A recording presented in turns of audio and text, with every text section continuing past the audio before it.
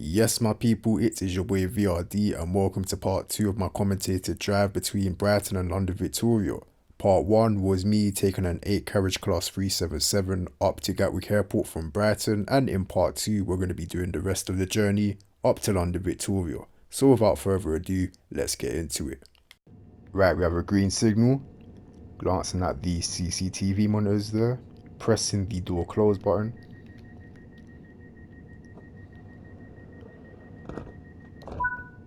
Door interlock lights have illuminated. A final glance at the signal and the CCTV monitors.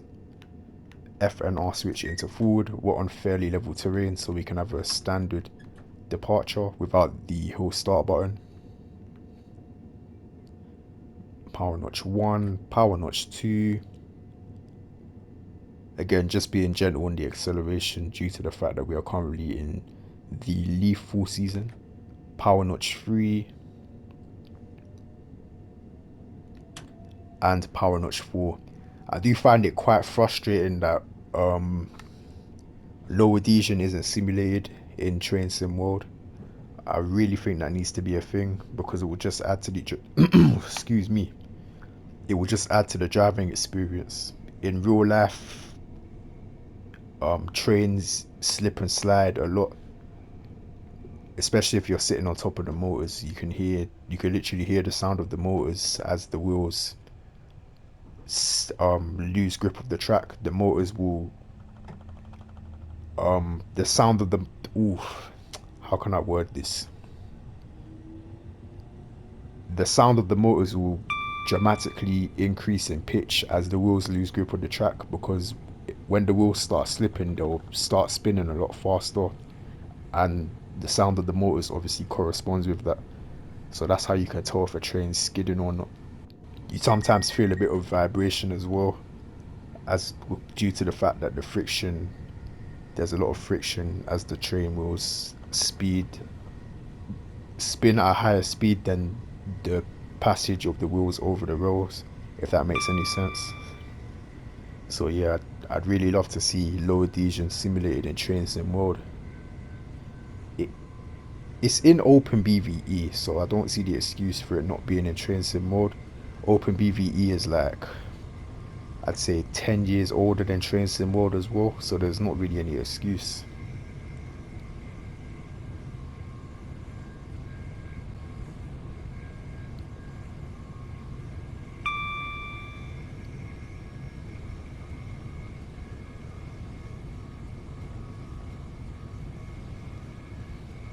Oh yeah, we just passed through Hawley Station as well. I didn't call it out because I was too busy talking about low adhesion.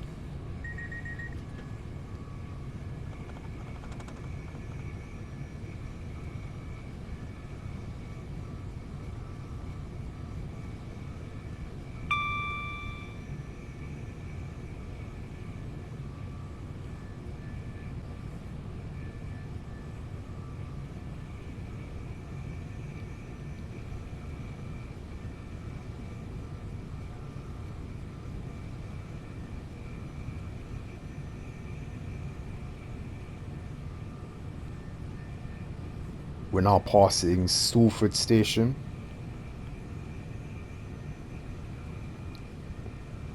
The section of track running alongside us to the left, I'd covered that section of track in my Thameslink Class 700 video between Gatwick Airport and East Croydon, so go check that out if you haven't already. Finish watching this first, of course. And at this overbridge coming up here, I'm going to move the PBC into the off position, and that is because we have a reduction in the speed limit down to 80 miles an hour for a short section of track. And that, again, like the speed limit at Balcombe Tunnel, it just allows us to negotiate a right hand curve in a safe manner.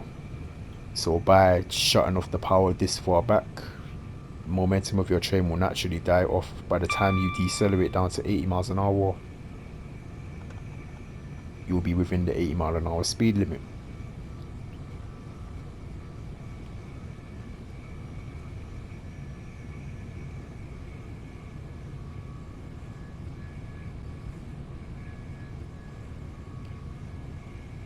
So this is Earlswood Station that we're passing now, and the 80 mile an hour speed limit commences at this signal that we're approaching now. You can see the 80 board there, and we're down to 80 miles an hour bang on time.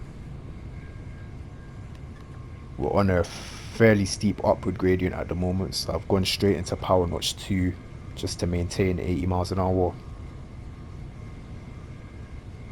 And you can see the 90 board coming up already, so speed limit is now 90 miles an hour, straight into full power. This is Red Hill Tunnel, also known as Sand Tunnel.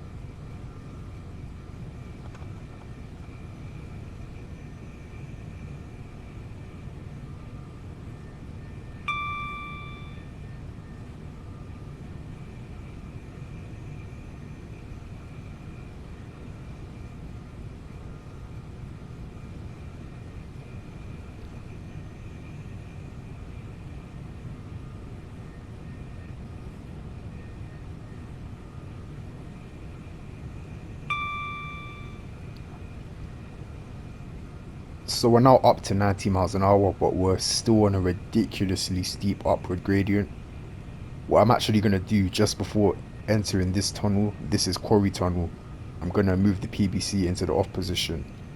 And believe it or not, we can now leave the PBC in the off position until Pearly Oak Station, which is I'd say a good 8 miles from here, maybe 7 or 8 miles from here. That is due to the fact that the summit of this gradient is just before we exit this tunnel. After that, we're going to be on a continuous downward gradient all the way into Croydon. So our speed has rolled down to about 82.5 miles an hour. By the time we reach the bottom of the downward gradient, our speed would have rolled back up to 90 miles an hour. So that again just stops us from having to use the brakes. If you were to maintain 90 miles an hour and traverse the summit of the gradient, you'd have to constantly use the brakes to prevent you from exceeding 90 miles an hour. But by allowing the speed to roll down to 82.5 miles an hour, you've given room for gravity to bring your speed back up.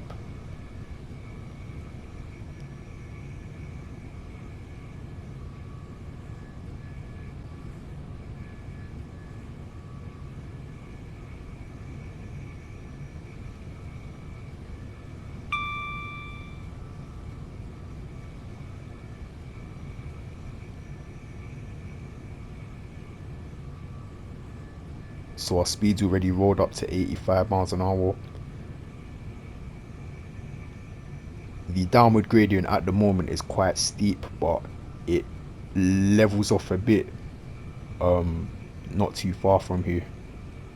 It's still going to be a downward gradient into Croydon, but it shallows out a bit between here and East Croydon.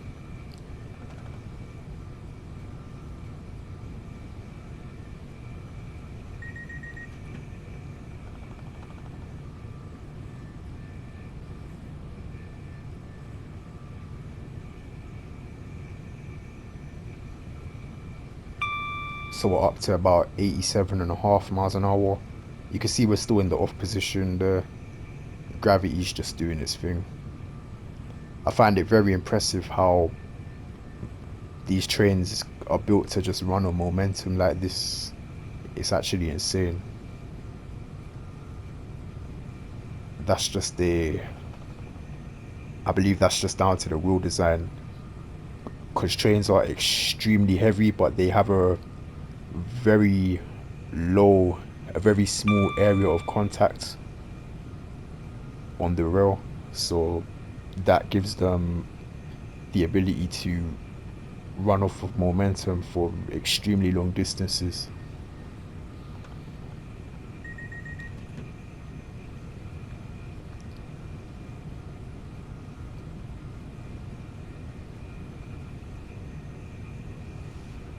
So yeah, the gradient is fairly shallow at the moment, so we're up to 90 miles an hour more or less, but our speed isn't really increasing anymore.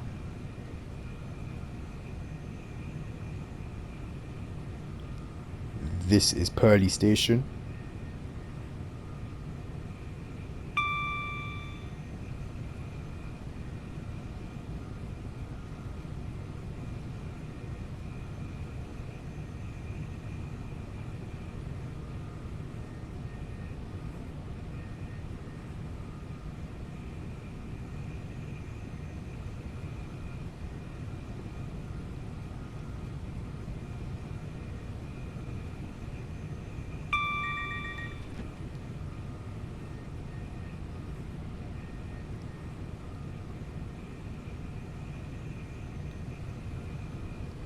This is Purley Oak Station, and I've just acknowledged an audible AWS indication regarding a warning board for a speed reduction down to 60 miles an hour. So I'm gonna make a brake step 1 application about now. So shortly after passing that warning board, get a brake step 1 application in, and that will bring you down for the 60 mile an hour speed limit. The 60 mile an hour speed limit commences just before South Croydon Station.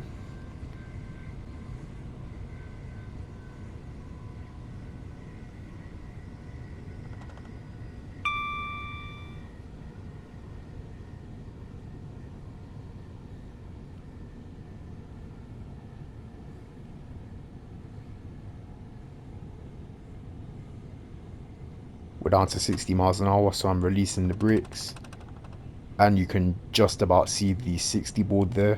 It's a little tiny board down at track level, so it is a bit difficult to make out. That was South Croydon Station that we just passed through, and I'm now going to make another brake step 1 application because we have a further reduction in the speed limit down to 45 miles an hour, and then another reduction in the speed limit down to 30 miles an hour just before we enter East Croydon Station. So we're down to 45 miles an hour. The 45 mile an hour speed limit commences just next to this signal here. This signal has 5 white lights pointing diagonally upwards to the left. That tells us that we've been routed into East Croydon Platform 1. And I'm maintaining a brake step 1 application to bring us down to 30 miles an hour. We're now down to 30 miles an hour, so I've released the brakes. The 30 mile an hour speed limit commences just next to this signal here, the signal protecting East Croydon Station. And this signal is a single yellow, so I'm going to make another brake step 1 application to bring us down to 20 miles an hour for our entry into East Croydon Station, because we have a red signal at the end of the platform. So you always want to be entering a platform at a reduced speed if you have a red signal at the end of the platform. And the stopping position for 8 carriage trains here at East Croydon Station Platform 1 is about 2/3 of the way along the platform. You can see it coming up now, just upping that to brake step 2 momentarily, a bit too fast. Brake step 3, brake step 1. Perfect. Full service or brake step 3. Neutral. Setting the driver reminder appliance because we have a red signal. And we have a door release on the right hand side, so I'm making my way over to the other side of the cab to activate the door release button on this side.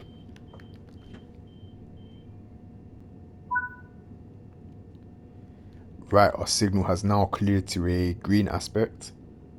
Always wait for your signal to clear from a red aspect before closing the doors. Never close your doors while your signal is red, even if you're at your scheduled departure time. Always wait for the signal to clear first.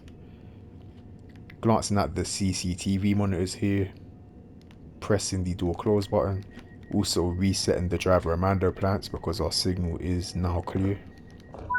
Door interlock lights have illuminated. A final glance at the signal and the CCTV monitors. F and R switch into forward. We're on level terrain at the moment, so straight into power notch 1. Up to power notch 2.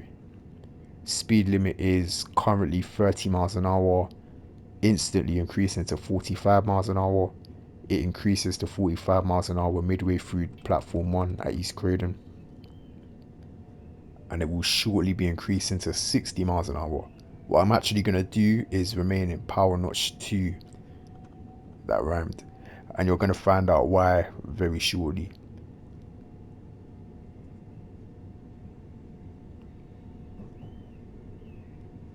So you can see our 60 board coming up, another tiny board down at track level. So speed limit is now 60 miles an hour. So remaining in power notch 2, it gives us a slower rate of acceleration. So we're not going to reach 45 miles an hour before the rear of our train clears that 60 board. If we went into a power notch above power notch 2, we would have reached 45 miles an hour before clearing that 60 board, and we would have had to shut off the power, which is something that you want to try avoid doing. You want to just try and have a continuous rate of acceleration. So that is why I remained in power notch 2. I'm now still in power notch 2. What I'm going to do is shut off the power at about 57.5 miles an hour.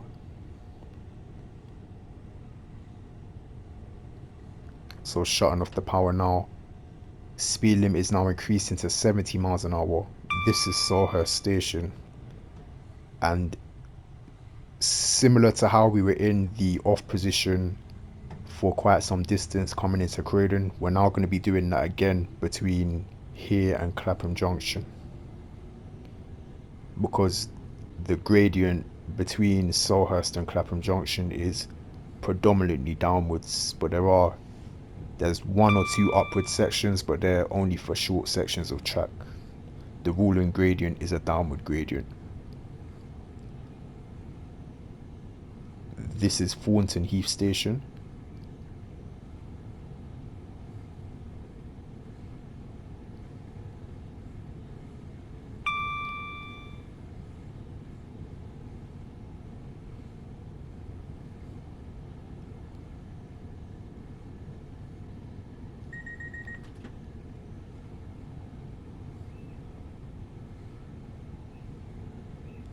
So you can see our speed is just slowly starting to roll upwards.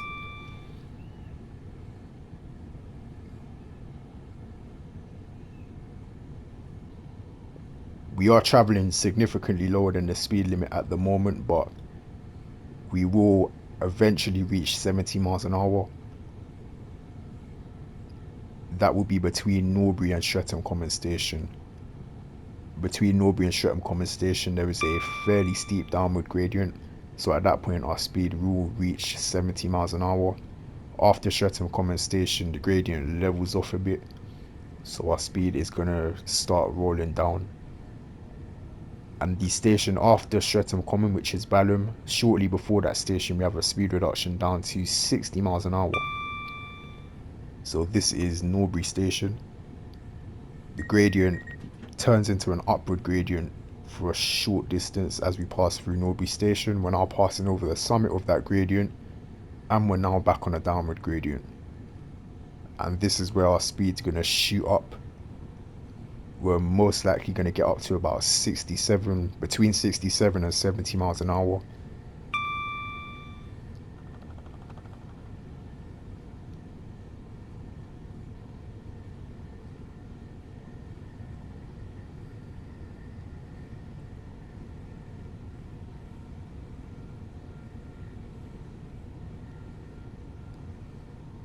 Yep, about 68 miles an hour there.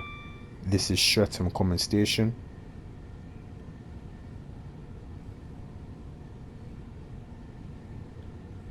And we have a speed reduction down to 60 miles an hour in about a mile's time.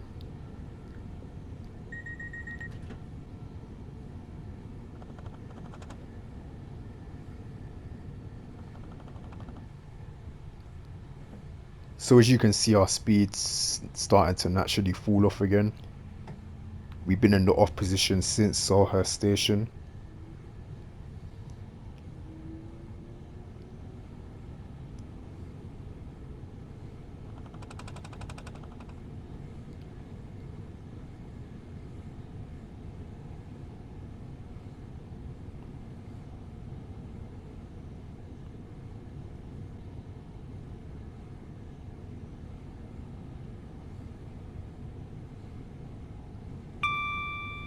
So we're currently on a very long straight section of track.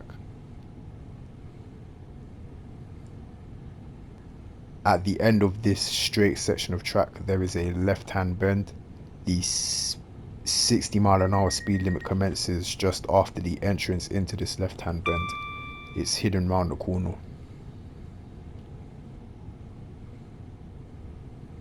So there's the 60 board now. Speed limit is 60 miles an hour, and we are currently doing 60 miles an hour.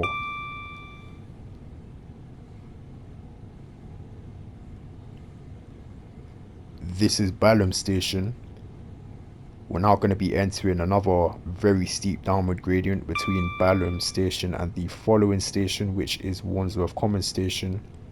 So what I'm going to do is make a brake step 1 application about now, just as the speed begins to exceed 60 miles an hour.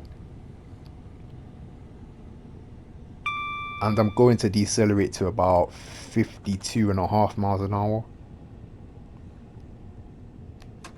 I'm now releasing the brakes, and that is because between here and Clapham Junction Station, we're going to be on a downward gradient, so our speed should roll back up to 60 by the time we're ready to make our brake application for Clapham Junction Station. This is Wandsworth Common Station that we just passed through.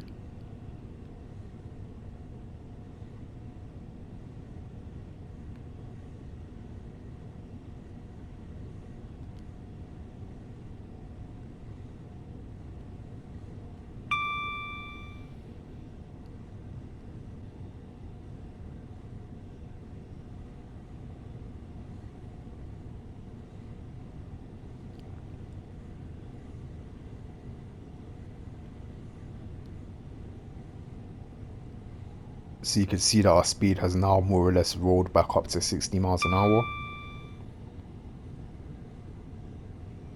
And this signal at the entrance of this right hand curve is a decent place to get a brake application in for Clapham Junction Station. So just using brake step 1 to bring our speed down.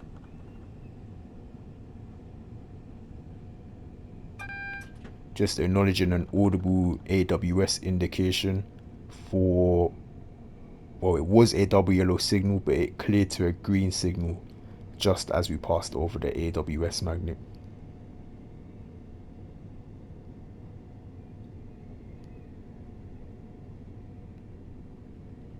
And this is Clapham Junction Station. We're down to 30 miles an hour as we enter the platform. I'm most likely going to need to select brake step 2 momentarily. Yep, I'm doing that now. I'm not too sure where the stopping position for 8 carriage trains is, but Clapham Junction Station is a 12 carriage platform. Has a 12 carriage platform, I should say. So I'm just going to aim to stop about 4 carriage lengths away from the end of the platform. So I momentarily released the brakes there, gone back into brake step 1, releasing again, and this lamppost here, I'm just going to try to put that in the window there. And I failed, but it doesn't matter. We're still on the platform, that's all that matters. Brake step 3, neutral, we have a door release on the left. There's an EWS class 66 over there. Green signal, glancing at the CCTV monitors, pressing the door close button.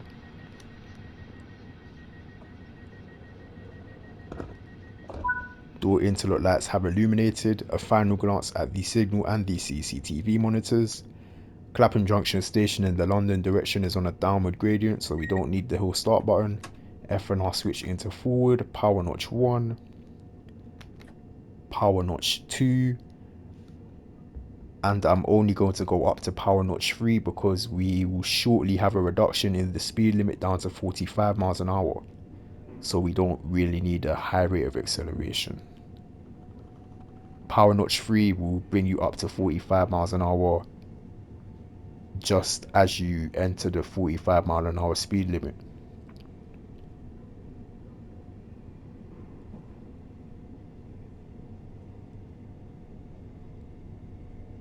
And we did have a warning board for the 45 mile an hour speed limit just as we departed from Clapham Junction station. Up to 42.5 miles an hour, so I'm going to shut off the power from now. And that is because we're still on a bit of a downward gradient, but it will become an upward gradient just after the commencement of the 45 mile an hour speed limit. So here's the 45 mile an hour speed board now.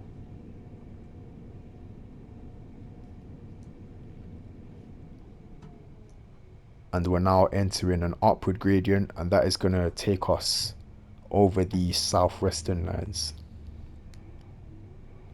So I'm going to use power notch 1 just to maintain 45 miles an hour.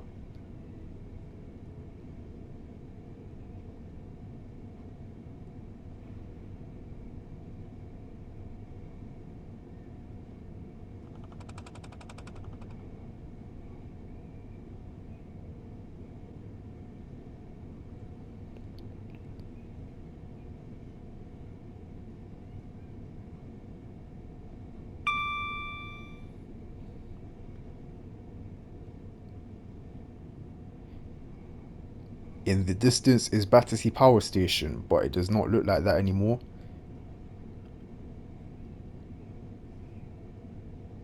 And this is Battersea Park Station that we're passing through. We've now reached the top of the upward gradient. The track is going to be fairly level as we cross over the River Thames, and then we'll have a final very steep downward gradient for our approach into London Victoria, and the track levels off for the entrance into Victoria Station. This signal here being green tells us that we've been cleared into London Victoria Station. If that signal was a double yellow, then the signal protecting Victoria Station would be displaying a red aspect. This signal here, its least restrictive aspect is a double yellow aspect. It cannot show a green aspect. That is due to its close proximity to the end of the line. So at the AWS magnet associated with that signal, get a brake step 1 application in. Speed limit is now 40 miles an hour, and it will be reducing to 20 miles an hour at the signal protecting London Victoria Station, which is this signal coming up. The least restrictive aspect this signal can show is a single yellow aspect. We're down to 20 miles an hour just in time for the 20 mile an hour speed limit, and we had a number 18 in the theatre box display associated with the signal. That tells us that we've been routed into London Victoria platform 18. So I've decelerated down to 15 miles an hour and I've released the brakes, and that is due to the fact that we were on a very steep downward gradient. It is starting to level off now, but the back of our train would still be on that downward gradient, so that is going to push our speed up to 20 miles an hour. I'm now making another brake step 1 application to reduce our speed down to 15 miles an hour for our entry into London Victoria Station. Even though the speed limit is 20 miles an hour, you want to be traveling at 15 miles an hour on entry into a dead end platform.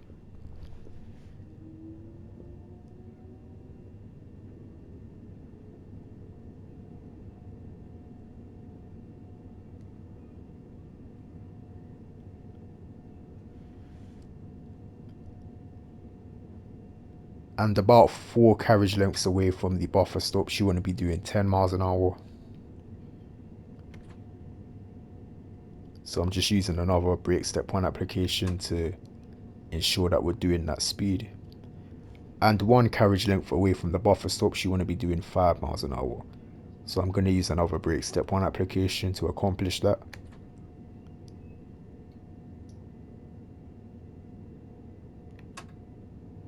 And then from here, just going to be using a bunch of small brake step 1 bursts to bring us to a nice and controlled stop, aiming to come to a stop as the buffer stops disappear beneath the windscreen, just like so.